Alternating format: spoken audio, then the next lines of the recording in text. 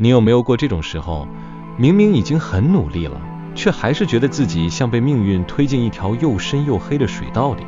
事情不是没有在做，路也不是完全没有，可你就是一直碰到卡关，一直遇到危险，一直被恐惧追着跑。感情里怕失去，工作里怕失败，人生里怕做错决定。于是你每天都很小心，可越小心，反而越觉得自己快要被淹没。很多人以为人生最可怕的是突然崩塌，但易经第29卦坎卦要告诉我们的，从来不是一次性的灾难，而是那种反复出现，无法轻易绕过，必须亲自走过的险境。坎不只是危险，不只是低潮，也不只是痛苦。坎真正揭示的是人生无法避免的会遇到深坑、暗流、焦虑、压力与恐惧。而一个人真正的成熟，不是他一生都不跌倒，而是他掉进去之后，还能不能找到走出来的方法。坎卦的卦象很特别，它是上下皆坎，也就是险上加险，坑外还有坑，难关之外还有难关。这种卦象的厉害之处就在于，它非常像现实人生。你以为熬过一关就好了，结果后面还有一关。你以为处理完工作，感情就会平顺，结果家庭又出问题。你以为年轻时穷一点，撑过去就好，结果中年有中年的压力，老年有老年的孤独。人生并不是通关游戏，不是过一关就永远安全，而是常常一个坎接着一个坎。所以坎卦谈的根本不是怎么避开风险，而是当你避不开的时候，该用什么姿态活下去。卦辞说：喜坎有福，为心亨，行有上。这几句话非常重要。所谓喜坎，不是偶然落入险境，而是反复处在险境之中。这就像有些人的人生，从小家庭不稳，长大后感情不顺，工作又总在高压中求生。别人觉得他倒霉，但易经不只是说你倒霉，它是在提醒你，有些人的命运本来就会比较常遇见坎。可是坎卦没有因此叫你绝望，反而说有福，也就是你内在必须有真诚，有信念，有一种不自欺的力量。因为人在险境里最容易犯的错，不是弱，而是假装不怕；不是无能，而是乱来；不是看不到问题，而是不肯承认问题。坎卦第一个教训就是，你要先诚实，诚实面对自己的处境，诚实面对自己的能力，诚实面对自己真正的恐惧。只有这样，唯心亨，你的内心才不会先乱掉，内心不乱，路才走得出去。最后一句行有上，更是在说，只要你方法对，即使身在险中，你的行动仍然是有价值的，仍然值得肯定。所以坎卦的核心主题可以浓缩成一句话：真正的强大不是没有危险，而是即使身在危险之中，内在依然不失其道。这不是打鸡血，也不是励志话术，而是一种很现实的生存哲学。因为很多人一遇到坎，就只想两件事：第一，赶快逃；第二，赶快赢。可坎卦告诉你，真正走坎的人，不能急着逃，也不能急着赢，而是先要稳，稳情绪，稳判断，稳步伐，稳原则。你今天掉进水里，最怕的不是水深，而是你自己先乱挣扎。你越乱，越耗体力，越容易沉。人生很多问题也是这样，真正把人毁掉的未必是问题本身，而是人在恐惧里做出的错误反应。大象传说：水念至，喜坎，君子以常德行，习教事。这一句可以说是整个坎卦最有力量的一句。水一波又一波的来，代表困难不是一次性的，它有连续性，有反复性，有压迫感。面对这样的人生，君子怎么做？不是每天求神问卜，希望别再倒霉，而是常德行，习教事。什么叫常德行？就是平常就把自己的品德、原则、判断力、生活秩序练好。什么叫习教事？就是反复训练，让自己有处理事情的能力。说得更白一点，坎卦非常反对临时抱佛脚。你平常散漫、情绪化、逃避责任、缺乏自律，等到危机来了，你根本撑不住。坎不是考验你嘴巴多会讲，而是考验你平时到底有没有在累积真正能救你的东西。这对我们今天的人生非常有对应。很多人平时觉得纪律很无聊，规矩很麻烦，储蓄太保守，学习太慢，自我反省太痛苦。可一旦失业、被背叛、生病、负债、家庭失和，才会发现真正能救人的从来不是运气，而是平常那些你以为没什么用的基本功。坎卦不是在鼓励你成为苦行僧，而是在提醒你，人生之所以能度过险，不是靠一时的聪明，而是靠日常的修养。你平常怎么做人，危机来时就怎么活下来。再看6个爻辞，会更清楚坎卦是如何把人生的不同险境拆开来谈。初六说，喜坎入于坎当，凶。这是最开始就掉进深坑里，连基本方向都没有。这很像一个人刚遇到问题时，因为惊慌失措，不但没有处理，反而越陷越深。像是感情刚出现裂痕，不去沟通，反而用冷暴力、试探、情绪勒索，最后把小问题变成大灾难。或者工作出现危机，不去补救，反而自暴自弃，乱投履历、乱辞职，最后连退路都没有。初六告诉我们，人在危险刚出现时，最忌讳的就是失去基本判断。你不能因为害怕就往更深的地方跳。这一爻给人的建议就是，当你发现自己已经慌了，先停下来，不要让第2个错误接在第1个错误后面。你可以慢，但不能乱。9.2说，坎有险，求小得。这一爻非常写实，因为很多时候人在困境里最想要的是一次翻身，一口气逆转，一下子把损失全部拿回来。但易经在这里告诉你，不可能。坎中有险，你只能求小得。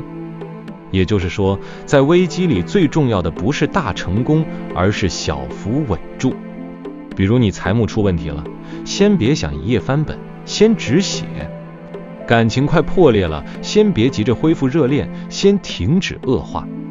身心状况失衡了，先别幻想立刻重生，先让自己睡得着，吃得下。这一爻教我们的是危机管理思维。人在坎中要懂得接受阶段性的改善，而不是执着于戏剧性的逆转。很多人不是败给困境，而是败给不甘心。6.3说，来之坎坎，险且枕，入于坎当，勿用。这一爻更沉重，他说的是危险一个接一个，连休息时都像枕着危机睡觉。这就是很多现代人的真实写照。白天上班焦虑，晚上回家也焦虑。事情没发生时担心，事情发生后更担心。明明身体已经撑不住了，却还硬撑。这一爻说勿用，意思不是叫你放弃人生，而是提醒你这时候不要硬冲，不要妄动，不要再做高风险决策。你都已经身在重险之中了，还想逞强证明自己，结果只会更糟。6.3是坎卦里很重要的一个提醒，当局势极端不利的时候，保全自己就是一种智慧。现在的社会常把不停冲刺当成唯一正确，可易经不是这样看。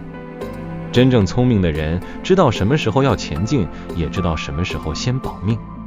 6.4说，尊九癸二，用否，纳曰自有，终无咎。这一爻忽然出现一种很朴素的画面，酒器、瓦器、窗户，没有铺张，没有华丽，却说终无咎。这是在告诉我们，越是危险的时候，越不能搞排场，越不能玩虚的，而要回到最简单、最真诚、最可落实的方式。你跟别人合作要真诚，不要话术；你解决问题要实际，不要表演；你修补关系要从小处着手，不要空讲大道理。人生很多坎过不去，不是因为没有资源，而是因为人总想用漂亮的方法解决狼狈的问题。可真正能救你的，常常是最朴素的方法。好好说话，老实做事，愿意求助，愿意承认不足，愿意从小地方补起来。这些看似不起眼，却是渡坎最有用的力量。9.5说，坎不盈，直既平，无咎。9.5是坎卦中相对较稳的一爻，它没有说大吉大利，而是说水没有满出来，已经趋于平稳，所以无救。这说明真正的渡险不是变得风光，而是回到平衡。很多人对人生的想象太戏剧化，总觉得熬过低潮之后应该马上迎来高潮，最好让所有人都看到自己的逆袭。但易经的智慧很冷静，他说危险能够不再继续扩大，局势能够逐渐平复，就已经很好了。这很像一个人终于从崩溃边缘回来，虽然还没有飞黄腾达，但至少不再夜夜失眠。一段关系虽然没有回到最甜蜜的时候，但至少不再互相伤害。一份工作虽然不是梦想职业，但至少让你重新站稳。95提醒我们不要轻视平稳，对走过坎的人来说，平稳本身就是一种胜利。上六说细用灰墨，至于从疾，3岁不得凶，这是最严重的易遥。讲的是如果一个人长期困在错误中，最后就会被束缚，被困住，久久不得脱身。这像什么？像明知道是毒性关系，却一直不肯离开；明知道自己走在违法、欺骗、自毁的路上，却因为侥幸而继续；明知道心理状态出了问题，却拒绝面对，拒绝求助，最后越拖越严重。上六不是单纯在射人，而是在告诉我们，坎不可怕，可怕的是你在坎里待太久，待到连自己都习惯了。人有时最危险的，不是突然跌落，而是慢慢接受自己应该痛苦，慢慢相信自己不配脱困，这才是最大的凶。把这6爻连起来看，你会发现坎卦其实像一部完整的人生危机教科书，从一开始掉进坑里，到中途想乱冲，想硬冲，想求快，再到后来学会简朴、真诚、稳住，最后提醒你千万不要长期困死在错误模式中。这整个过程都围绕着同一个核心：面对险，不可乱，不可贪，不可逞强，不可自欺，但也不可绝望。你要做的不是否认险，而是学会与险共处，并从中建立真正的内在力量。所以如果今天你的人生正处在坎里，我想给你几个很实际的建议。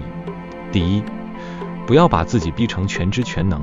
你可以承认自己害怕，可以承认自己撑不住，但承认不是投降，而是让你开始看清局势。第二，在危机里先求小得，不要期待一口气翻盘，先把最糟的止住。第三，减少高风险决策，情绪最乱的时候不要做最重要的决定。第四，回到基本功，规律生活，稳定作息，整理财务，建立界限，诚实沟通，这些都很老套，可他们真的能救命。第五，不要孤军奋战。坎卦虽然强调内在信念，但不代表你必须一个人硬撑，该求助时就求助，该请教时就请教。第六，当你发现某个错误模式正在反复吞噬你，请不要再合理化它，那不是命，那是你该处理的课题。坎卦最深的地方在于，他没有把人生美化，他承认这世界就是有风险，有黑暗，有反复，有痛苦，有你再怎么小心也会遇到的深坑。可他也同时告诉你，一个人真正的价值往往不是在顺境里看出来的，而是在险境中显出来的。你在平安时说自己有远走，那不算什么；你在害怕时还能不失分寸，才是真的有修养。你在顺利时说自己很善良，那不难；你在受伤时还能不报复、不堕落、不扭曲，才是真的有力量。坎不只是磨难，坎也是照妖镜，它会照出你有多虚，也会照出你有多真。最后我想说，坎卦不是要你喜欢痛苦，而是要你明白，有些路只有走过险，人才会知道什么叫稳；只有看过黑，人才会知道什么叫明；只有真正被逼到深处，人才会明白，原来自己最该修的不是外面的局，而是里面的心。人生最大的安全感，从来不是环境永远不变，而是无论掉进什么样的水里，你都还知道自己该怎么游，该往哪里走，该守住什么。如果你最近正好在人生的坎里，也许这一卦不是来谢你的，而是来提醒你，你不是不能走出去，你只是不能用错方法。你现在遇到的是工作上的坎、感情上的坎，还是内心深处反复出现的那一道坎？你觉得自己最容易在恐惧中犯下什么错？欢迎把你的想法留言分享出来，我很想知道，在你的人生里，哪一道坎最难渡，而你又是怎么一路撑过来的？